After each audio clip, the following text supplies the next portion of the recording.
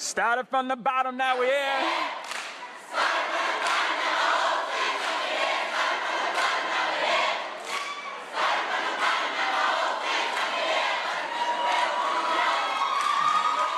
Hey everyone, welcome back to another episode of Giving Students a Choice and a Voice. This episode I want to talk about fundraising. So I'm going to show you some footage from our past Applebee's fundraisers.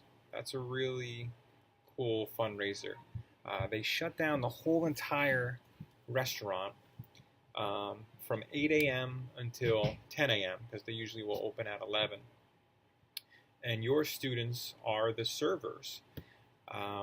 You pre-sell tickets for $10 each, so the customers come with a ticket that they have already purchased. Your students will be the host and hostesses. From 8 in the morning until 10, Applebee's is ours, reserved for our school only to do this fundraiser. So what Applebee's does is you sell tickets for them for pancakes, scrambled eggs, sausage, and a drink. You charge whatever you want, but we charge $10. No matter what, they get $4. They get $4 of that, and you get the other $6. Some people will buy tickets, some people will donate, and you'll get all the money. You only have to pay Applebee's for the breakfasts they cook. So my students, they're in the kitchen, they're the expediters, they're making coffee, they're making drinks, they're serving, and it's really cool. One of my students put it on their resume, and she later got a job there as a waitress, so that was pretty cool. I'm here at a school fundraiser. This is our local Applebee's breakfast. Let's peek in on my kids.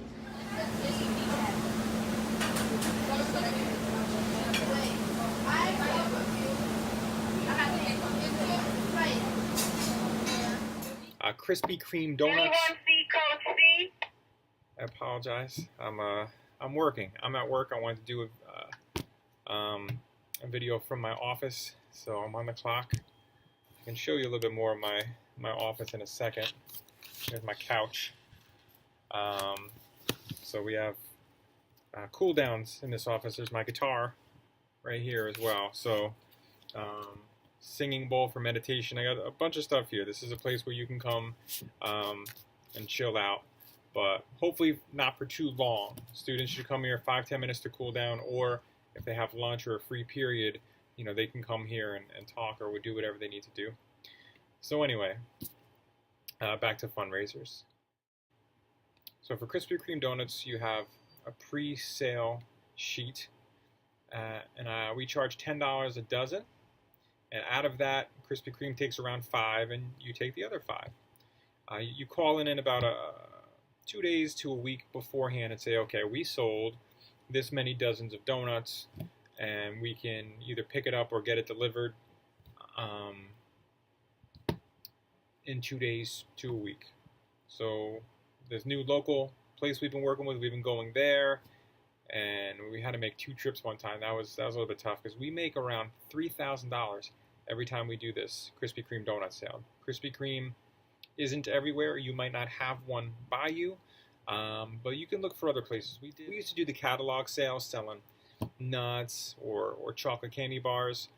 Listen, you sell a chocolate candy bar for $1, $2, you're only making 50 cents, $1 profit on these, and so you have to sell, you know, 1,000 of them just to get the profit that you want to get from selling a couple hundred boxes of donuts. So what else? The Friends of UACHS is a nonprofit organization made up of some parents from the PTO and some alumni who graduated from our school. And we have done, we started off doing tricky tray raffles, if you know what that is. It's just a gift basket raffle. So people will put tickets in a basket to try to win a prize. There's 20 or 30 prizes, so a lot of people win something, whether it's something small like an Easter basket or something big like the television. Try to make sure you have nice big prizes. Most of our prizes came from donations from parents or teachers making baskets, cute little prizes. We had a donation from Kohl's one time. They gave us $1,000 towards the event. BCB, a local bank, gave us money to sponsor one of our events. ShopRite has come through a couple times, giving us $500 to $1,000 for donations. That's another fundraiser you can do. If you have a grant person who gets grants, great. I'm the director of grants and special programs. I am not good with private grants. I get federal grants and can apply for small things here and there, but it's a little bit tough. One moment, please. Yellow.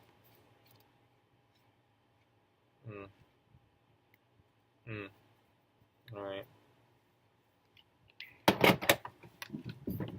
And this is what happens to me 100 times a day. They call me on the phone, they call me here, and I got to come and go do something. So I'll be right back. But so sending out a donation letter with your tax ID number on it is always good to have that handy. I know I once went to Staples and they never hit me back, but I did go to Staples and gave them a letter every year for our school supplies drive. And they didn't give us nothing. But you're going to throw a lot of things out there. I'll do like 100 letters I'll throw out there, maybe get 2 back. I'm a part of the Rotary Club. The Rotary Club often helps support my school as well. So go see your local Rotary Club for fundraising help and ideas. What else? We've done a meet and greet for parents and alumni. That didn't turn out so well. It was just like at a local bar restaurant. We had about 50 people come, maybe. We have a school of 440, and only like 2 or 3 parents came. The rest were, staff members, family members, alumni. Alumni come out for me. I have a very close relationship with alumni. That's another fundraising opportunity. Not necessarily to have an alumni fund, because it's very rare that students will give back to a public high school. Private high schools, maybe you'll have better luck, but it's really tough to get former graduates to give back. But if you have events for them, we had our school is only about 17 years old. We had a 15-year anniversary party for anyone who attended the school, any staff member that used to work here or works here now. And we got 100 people to show up to this party. They paid $15, and the food we got catered by ShopRite for free, and it was all profit. We made a little bit more money. We did some raffles there, and we made like $1,500. Tricky Tray, we made $1,500. One year we made about $700. So this year we're going to try to do a Tricky Tray, but we want more parents to come in. So we're going to do it. We're going to tie it in with an event. So we're going to call it an honor roll breakfast event, followed by our Tricky Tray raffle, so that we have parents here that are celebrating their students making honor roll, and now hopefully they'll stick around and spend some money and raise money for our organization, and most of our money goes to scholarships for our seniors. School dances, we only let about 100 to 125 students in a school dance at $5 a pop, so we make about $700-800 tops on a school dance, with selling snacks and things like that. There's a lot of effort in school dances. It's not really a big money maker. Plus you got to pay the DJ and things like that, so it's too much effort. Dress downs, if you're a uniform school, $2 dress down days make tons of money, but we always seem to experience problems during dress down days. The kids are just a little bit more amped, a little bit more aggressive. God forbid you step on someone's new Jordans. That's not going to be fun. You got this is what the hallways look like on a dress down day. Like, oh, hi. Just Snapchatting, posting things up. Just a lot of problems come from a dress down day, but it is an easy way to make some money. We'll make probably on average maybe $500-600 on a dress down day, and that's very little effort. Kids just come in and pay, and that's it. So while you're sending out donation letters, you can do yearbook ads.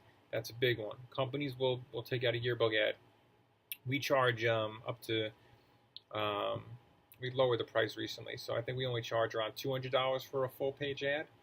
But they'll pay $50 for a quarter page. That's a common one. And ads and boosters, $5, just like congrats so and so, and you'll make decent money on yearbook ads. But you got to be a go-getter. You got to keep getting out there in the community, going to stores, etc. But if you're looking to fundraise, just contact some local businesses. A lot of small business owners. And we had this lady who makes brownies. She was just kind of starting out, and she offered us a good deal on brownies similar to Krispy Kreme, and we sold a bunch of brownies, and we were able to make about 50% profit. And she said she made the most brownies she's ever made in her life, so she made a lot of money. So a lot of local small business owners are likely to help out with fundraisers if you don't have the bigger companies like a Krispy Kreme donuts around. One thing, if anyone knows anything about me, I'm a vegetarian. I'm very health conscious, and it kills my soul to see what raises the most money. It's the junk food. It's the Krispy Kreme donuts. It's the Applebee's breakfast. It's the bake sales. Bake sales I recommend. Bake sales gets your kids to bake some goods. This one girl we have, Corinne, she made 100 cupcakes, and you sell them for $1 each. That's $100 right there that she helped raise for her class, for prom and yearbook and things like that.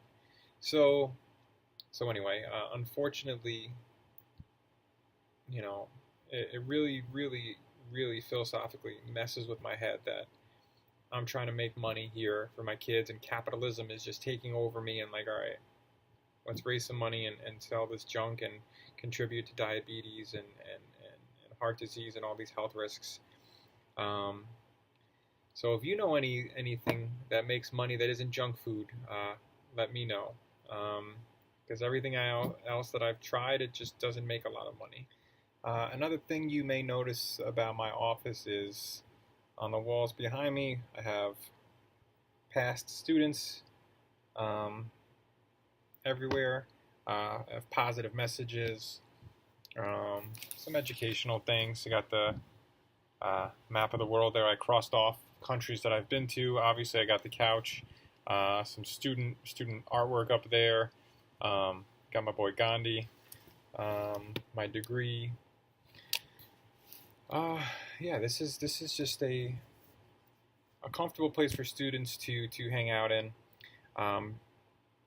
Some educators don't like this space.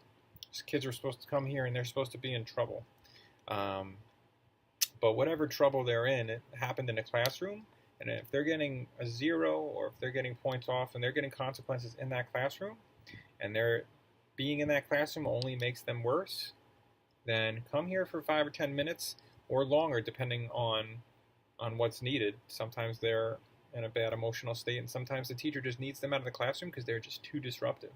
And so I'll hold on to them for a period, but no longer than that. That's 46 minutes, and usually kids are here for 20 or so. So I advocate for that as opposed to a detention or a suspension or silly things like that. But thanks for watching. You can subscribe to this channel. Share, please, with other educators or anyone interested in fundraising.